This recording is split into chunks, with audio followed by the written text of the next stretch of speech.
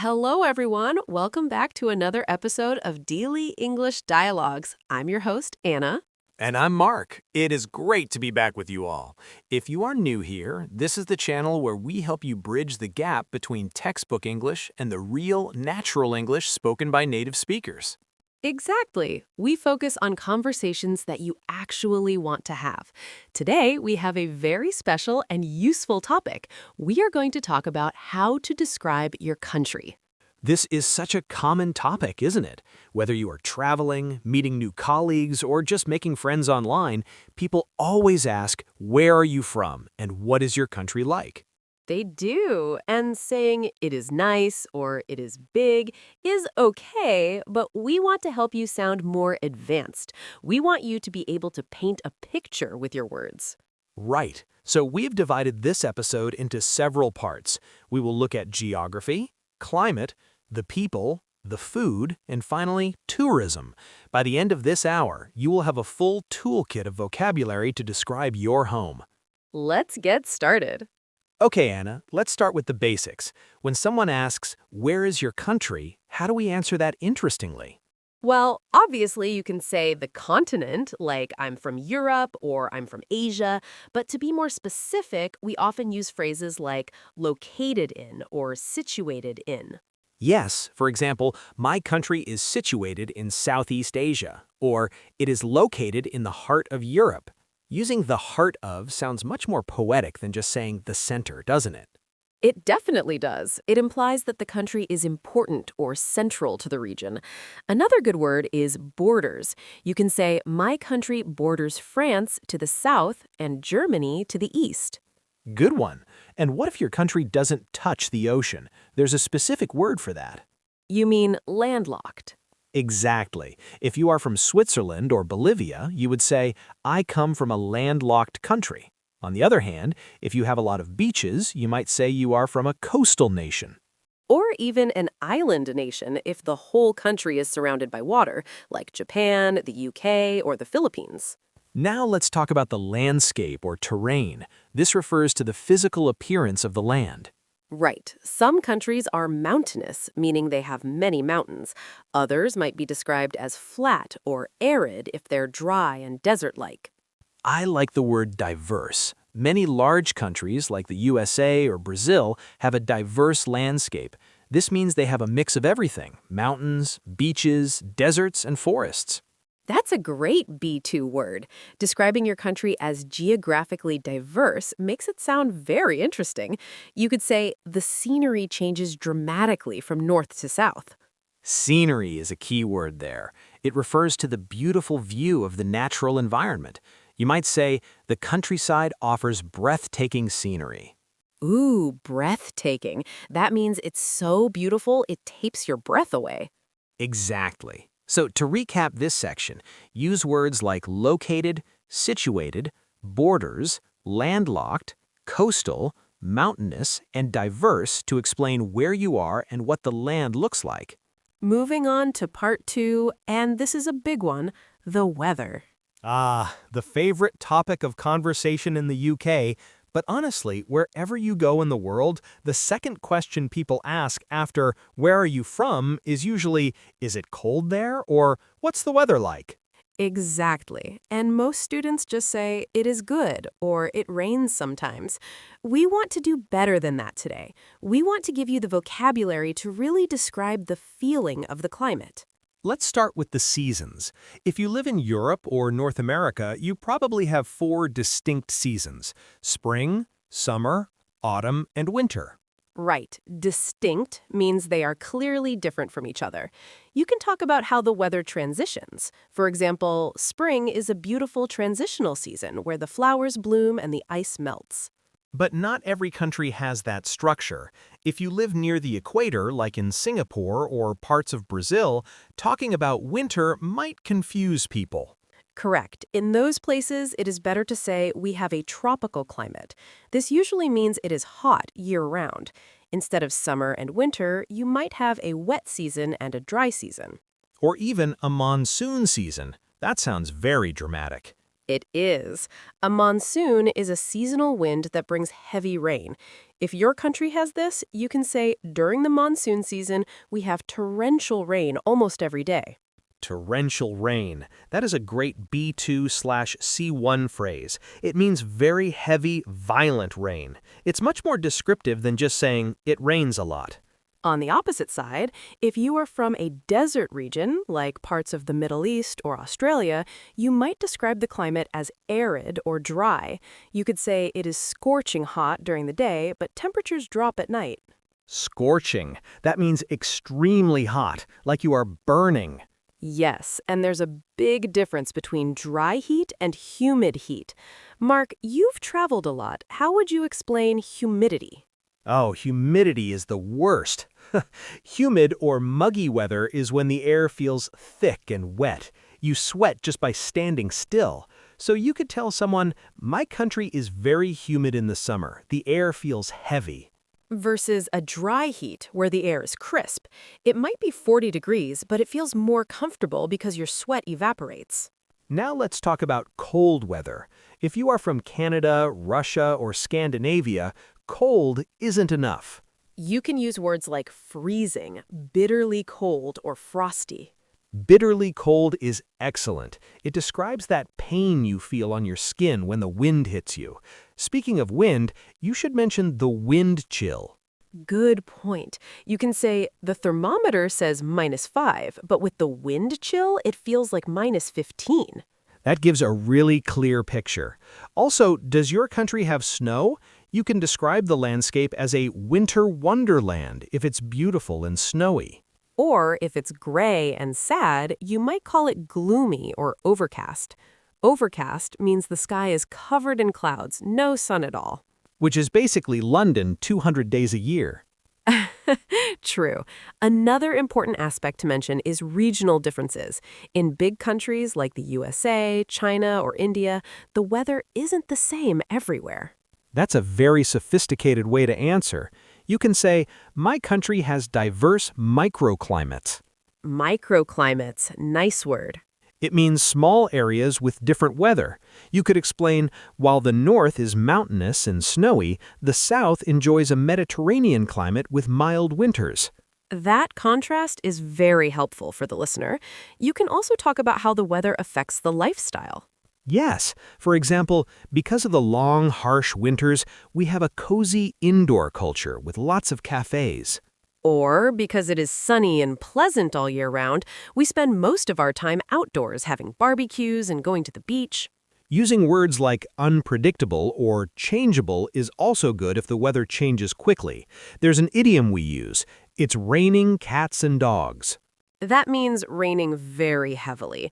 Though honestly, Mark, native speakers don't use that idiom as much as textbooks think. That's true.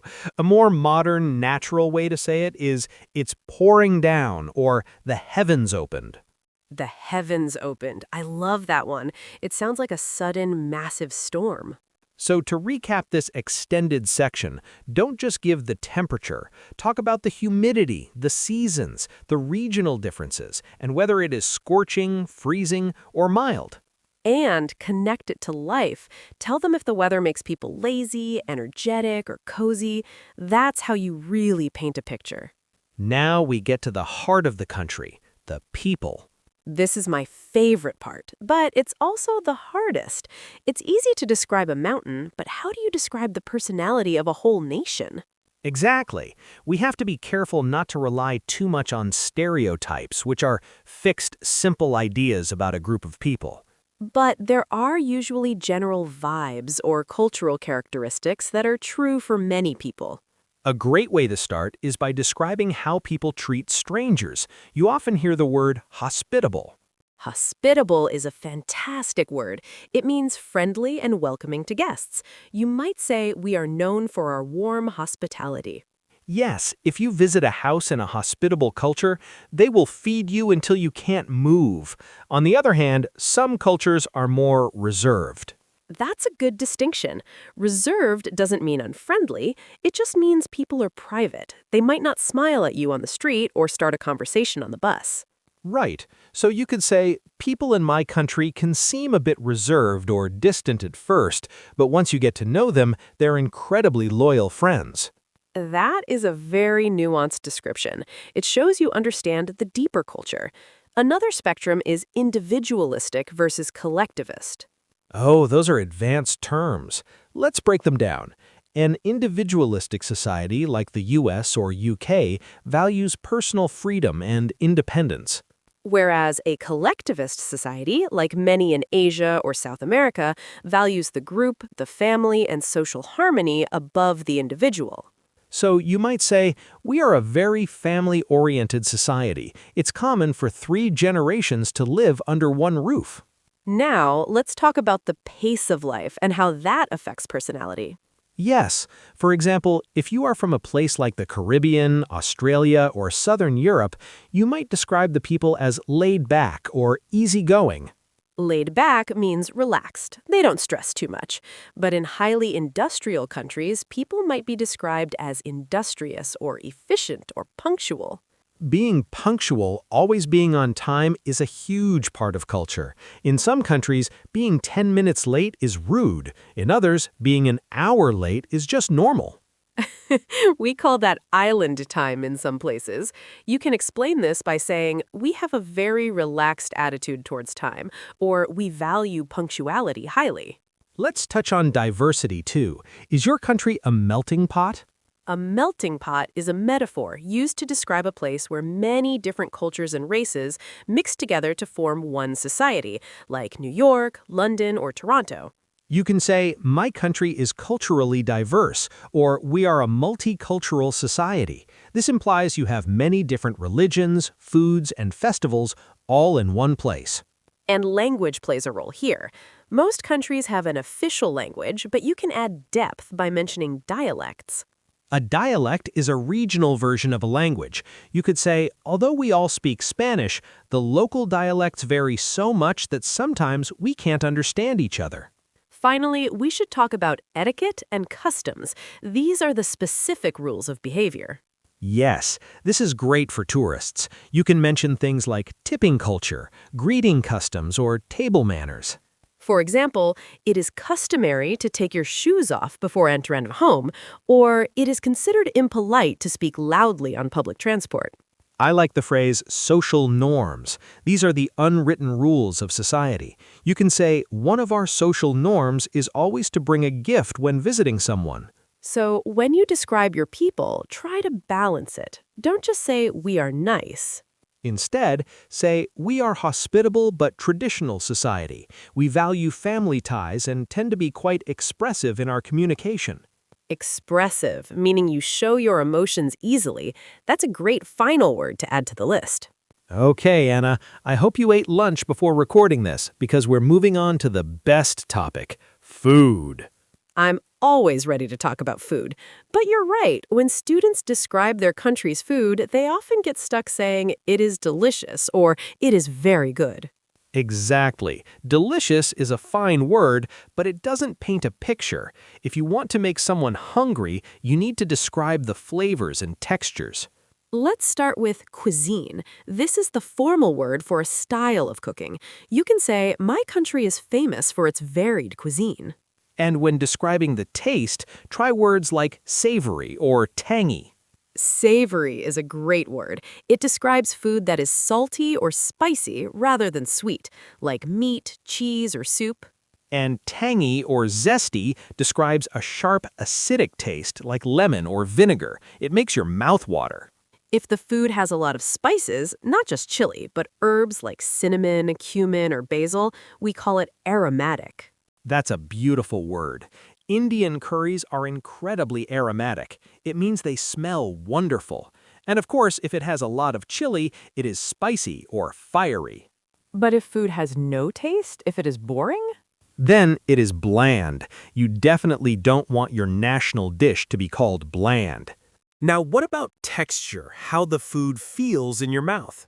We have crispy or crunchy for things like fried chicken or fresh vegetables. And for meat, the best word is tender or succulent. It means the meat is soft and easy to cut. It isn't tough or chewy. You should also mention your staple diet. A staple is the main food that people eat every single day. Right. For half the world, rice is the staple. For others, it might be bread, potatoes, or corn. You can say, rice is the staple of our diet, accompanied by various side dishes. Let's talk about the dining culture, too. In some countries, eating is just fuel. In others, it is a ritual. Absolutely. You might say, meals in my country are a social event, or we prefer communal dining, where everyone shares dishes from the center of the table.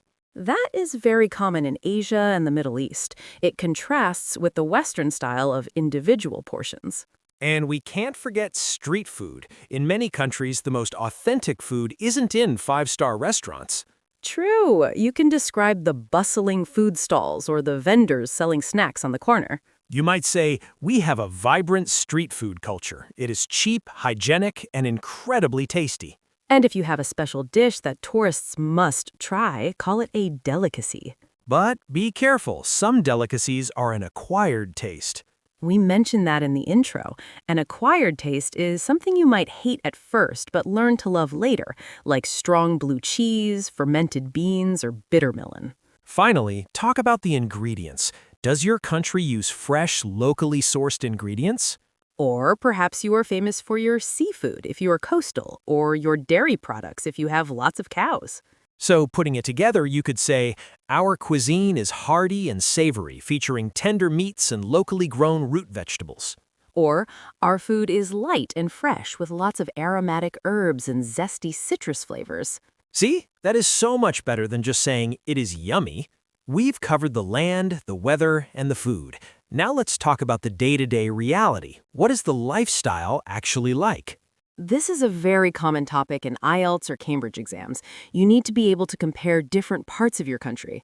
Usually, there's a big divide between the urban and rural areas. Right. If you live in the capital, you might describe it as a bustling metropolis.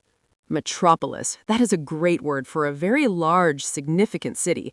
You can say life in the metropolis is fast-paced and hectic. Hectic means very busy, almost chaotic. People are always rushing. You might say, people are caught up in the rat race. That's a classic idiom. The rat race refers to the fierce, competitive struggle for power and money. But if you leave the city, the pace of life changes completely. Exactly. You can describe the countryside as tranquil, sleepy, or laid back. I like sleepy. I grew up in a sleepy village where everyone knows everyone. It sounds very peaceful. Now, let's talk about work-life balance. This is a buzzword these days. It is. In some cultures, people live to work. They work long hours, maybe 10 or 12 hours a day. You could say, the work culture is very demanding, or it is common to burn the midnight oil. Burn the midnight oil means working late into the night. But in other countries, people work to live. Meaning they value their free time more. You might describe the lifestyle as leisure-oriented. For example, we take our weekends seriously, or we have a strong culture of socializing after work. Another big topic is the cost of living. Is it expensive to live there? You can say the standard of living is high, but so is the cost of living. Or specifically about housing, rents in the city center are sky high or exorbitant. Exorbitant means unreasonably high. Because of this, many people live in the suburbs and commute. Ah, the commute. That's the journey from home to work. You can describe your country's infrastructure. Is it reliable and efficient, or is it chaotic and congested? Congested is the perfect word for traffic. The roads are heavily congested during rush hour. And if the traffic is not moving at all, we call it gridlock. So you might say, although the economy is booming, the infrastructure can't keep up, leading to constant gridlock.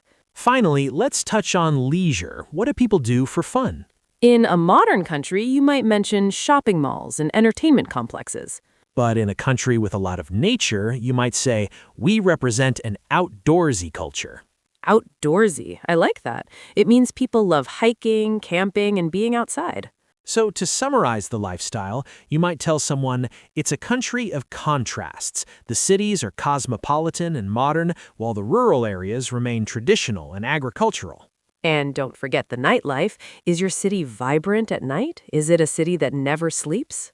Or is it a place where everything shuts down at 6 p.m.? Knowing how to describe these hours of operation really helps paint the picture of the lifestyle. Finally, we arrive at the last section. Imagine you are a tour guide. How do you convince people to buy a plane ticket to your country? This is where you get to show off, but instead of just listing places, you need to describe the experience. Let's start with the famous places. We call these landmarks. Right, the Eiffel Tower, the Taj Mahal, the Statue of Liberty, these are iconic landmarks. You can say, my country is renowned for its ancient ruins, or we are home to several UNESCO World Heritage Sites. Using renowned for is a great upgrade from famous for. It sounds much more sophisticated. But advanced speakers also know how to talk about the places that aren't famous. Oh, I love this part. We call these hidden gems. A hidden gem is a beautiful or interesting place that most tourists don't know about. To describe visiting these places, we use the idiom off the beaten path or off the beaten track. Exactly. You could say, if you go off the beaten path, you will find pristine beaches with no one else on them. Pristine means perfectly clean and untouched. It's a wonderful word for nature. You can also use unspoiled. The coastline is completely unspoiled. That is the opposite of a place that is commercialized. Ah, yes. If a place has too many souvenir shops and McDonald's, we say it has become too commercialized. Or even worse, it's a tourist trap. A tourist trap is a place that is overpriced and only exists to take money from visitors. You can warn people, avoid the main square. It's a total tourist trap. Instead, tell them to visit the quaint villages. Quaint means attractive in an old-fashioned way. Now let's talk about the type of tourism. Is your country good for backpackers? Backpackers are budget travelers, or maybe it's a destination for ecotourism. That is very popular now. Ecotourism focuses on nature and sustainability. You might say, we are a top destination for ecotourism, offering hikes through lush rainforests. Lush describes plants that are green, healthy, and thick. And for the history lovers? We call them history buffs. You can say ideally suited for history buffs, our cities are packed with medieval architecture. Finally, give them some practical advice on when to go. Most people go during peak season. That's when it's most crowded and expensive. But the smart travelers go during the shoulder season. That is a great technical term. The shoulder season is the time right between high and low season. The weather is still good, but the crowds are gone. So your final pitch might sound like this. To avoid the crowds of peak season, visit in October. You can explore our iconic landmarks, but I recommend heading off the beaten path to discover the unspoiled countryside.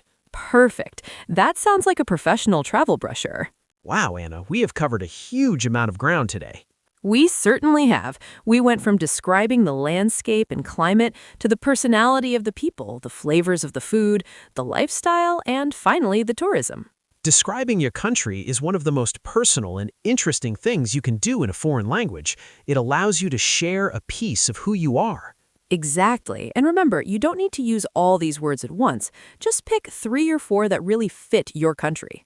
Whether your home is bustling and humid or tranquil and mountainous, your story is worth telling. We recommend that you practice this.